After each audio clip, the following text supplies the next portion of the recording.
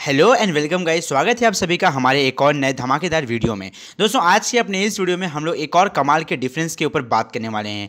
ये difference towards green energy chapter का बहुत ही इंपॉर्टेंट डिफरेंस है जो कभी कभी आप लोगों को एग्जाम में देखने को मिल जाता है। तो क्यों ना यार आज इस क्वेश्चन को हम यहीं पे सुलटा लें। तो आइए देखते हैं कि क्या क्वेश्चन है। तो क्वेश्चन है thermal electricity generation and solar thermal electricity generation. इन दोनों लोगों के बीच में हमें आज की इस वीडियो में डिफरेंस को देखना है और समझना है कि हम इनके डिफरेंस में क्या कुछ लिख सकते हैं। तो आइए देखते हैं इस क्वेश्चन का सोल्यूशन। मेरी एक बात आप लोग हमेशा याद रखिए, जब भी आप एग्जाम में डिफरेंस लिखने जा रहे हैं किन्हीं दो टॉपिक के बीच में, तो सबसे पहले आप अपने पहले टॉपिक को मेंशन करिए। जैसे ही आपका पहला टॉपिक मेंशन करके हो जाएगा, आप लोग अपने पेज को डिवाइड करिए हाफ में और अपने पेज के उस तरफ दूसरे टॉपिक को मेंशन करिए। तो इससे क्या होगा कि आप चीजों को कंपैरेटिवली लिख सकते हैं। आप कंपेयर करके लिखेंगे तो वहां पे चीजें बहुत आसान हो जाएंगी, आपको याद करने के लिए भी और आपको एग्जाम में लिख पाने के लिए भी, और साथ ही साथ में जो एग्जामिनर चेक करेगा उसके लिए भी ये चीजें आसान हो जाएंगी समझने में। तो आइए देखते हैं कि अब कौन कौन से पॉइंट्स को हम इनके अंदर लिखने वाले हैं। सबसे पहली बात तो हम यहाँ पे मेंशन करना चाहेंगे कि ये जो थर्मल इलेक्ट्रिसिटी है ये कहाँ से हमें मिलने वाली है।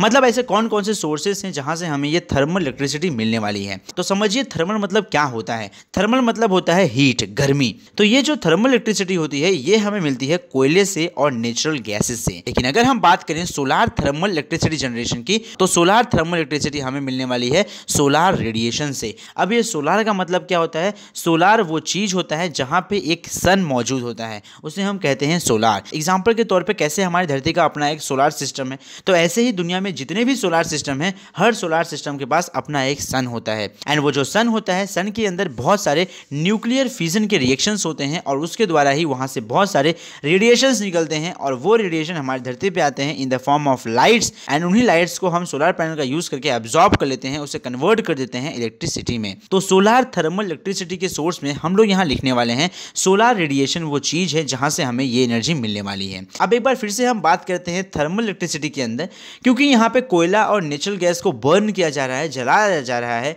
तो कोयला और गैसेस के जलाने से क्या होगा? इसके जलाने से बहुत सारी डेंजरस गैसेस जैसे कि कार्बन मोनोऑक्साइड, कार्बन डाइऑक्साइड, ये हमारे इन्वायरमेंट में, हमारे वातावरण में सीधे तरीके से छोड़ी जाएंगी। इससे बहुत ज्यादा एयर पोल्यूशन हमको देखने को मिलने वाला है। लेकिन वहीं पे अगर हम बात करें सोलार थर्मल इलेक्ट्रिसिटी की, क्योंकि यहाँ पे तो हम किसी को बर्न नहीं करने, किसी चीज को जला नहीं रहे हैं, यहाँ पे कोई चांस ही नहीं है कि कोई तरीके का पोल्यूशन यहाँ हो। अब एक बार फिर से हम आते हैं अपने थर्मल इलेक्ट्रिसिटी के ऊपर, क्योंकि यहाँ पे हम कोयले का और नेचुरल गैस इन सभी को हम कंटिन्यूअसली बर्न कर रहे हैं अपने इंजन के अंदर। तो इससे क्या होगा? इससे हमें कांस्टेंट रूप से बहुत ज्यादा एनर्जी देखने को मिलने वाली है। लेकिन ये जो सोलार थर्मल इलेक्ट्रिसिटी होती है इससे हमें बहुत कम एनर्जी देखने को मिलने वाली है, क्योंकि ये हमें मिल रही है सन के रेडिएशन से। सोचो अगर हमारे एनवायरमेंट में बहुत सारे बादल आ गए, क्लाउड्स आ गए, तो सन की जो रेडिएशन है, सन की जो लाइट है, वो डायरेक्टली हमारे सोलर पैनल पे पड़ नहीं पाएगी। और जब सन की लाइट हमारे सोलर पैनल पर डायरेक्टली नहीं पड़ पाएगी तो वहां पे एनर्जी हमें जो मिल रही थी कंटिन्यूअसली, वो वहां पे ब्रेक हो जाएगी और हमें एनर्जी कंटिन्यूअसली नहीं मिलेगी। एंड साथ ही साथ में सोलार से जो एनर्जी हमें मिलने वाली है, मतलब सोलार इलेक्ट्रिसिटी के अंदर जो हमारी बैटरी चार्ज होने वाली है,